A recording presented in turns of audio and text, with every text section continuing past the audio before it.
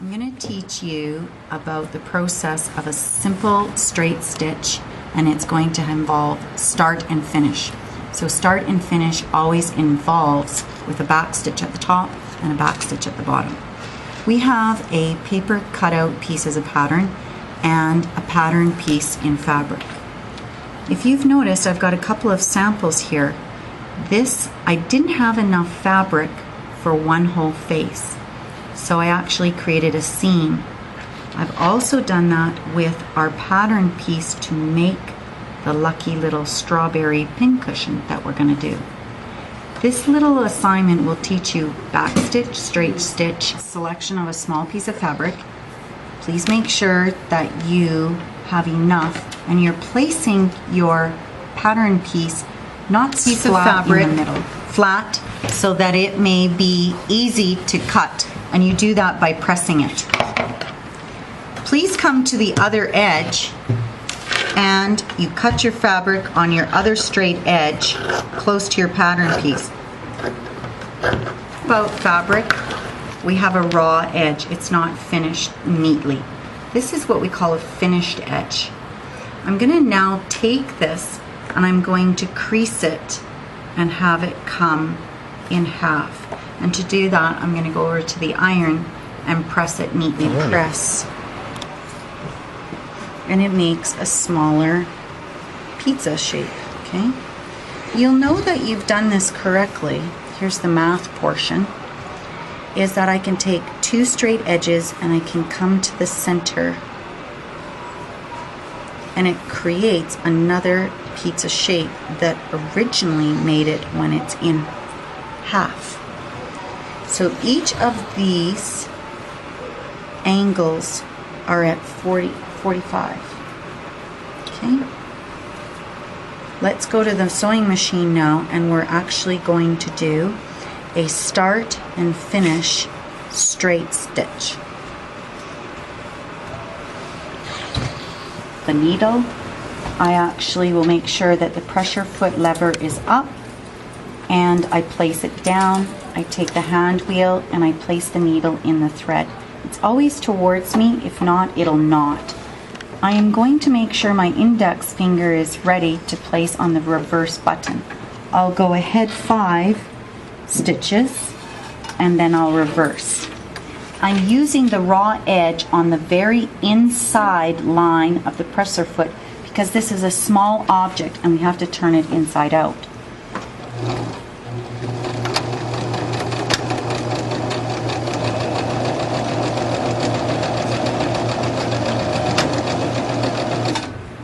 Once I've done that, I've start and finished.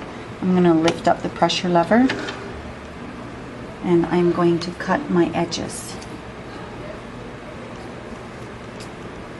My leftover thread can go up and to the right out of my space. I'm going to now, I can press this open or I can turn it inside out because we're going to stuff it. To get a nice clean edge that's pointed, I can carefully use the tip of my scissors to press that up into a nice peak.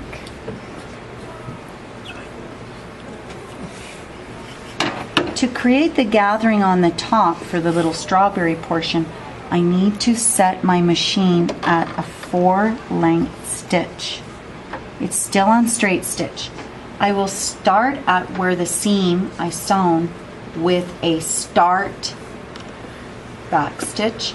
I will use a large stitch which is called a base stitch, but when I come to the end I will not back stitch as a finish.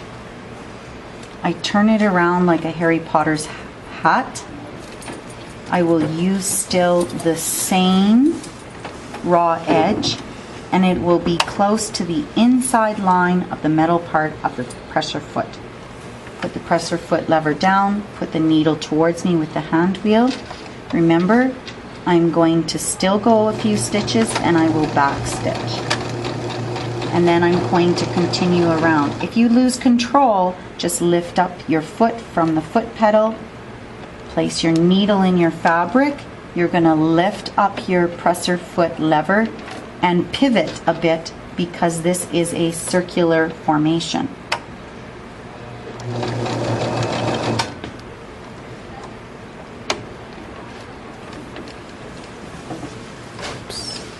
It's here. I'm not going to cut them close because I need to take where I finished the top thread, and once I get a grasp of it, I will start pulling to create a gather. So you move the fabric around the thread, and once you do that, you will to get in the very crook of your shape, your strawberry. You're welcome to. And you just continue to do this process of stuffing with your thumbs inside.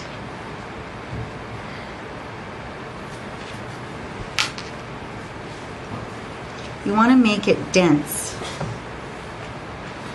Once you've got the dense consistency that you like, then you will take that top thread again and pull it so it is enclosed. So it'll actually ruffle and gather at the top. So here's my top thread, and I will pull it, and I'll move the fabric around.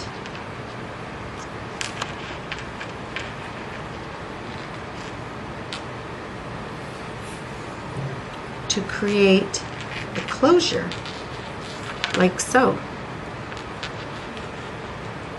I then will take the other side of the thread that we started with, and I'll create a knot, a basic knot, to keep it from opening up. If you want to do the bobbin thread and tie it with the top one for extra stability, you may do that. You have to be careful because they may break. Once you've done that, you may clip them, and there is the basic shape of the form of your strawberry. You then will take a star shape out of green felt, and you will hand stitch in a circle formation with a needle and thread to create your top. And there you have your strawberry pincushion.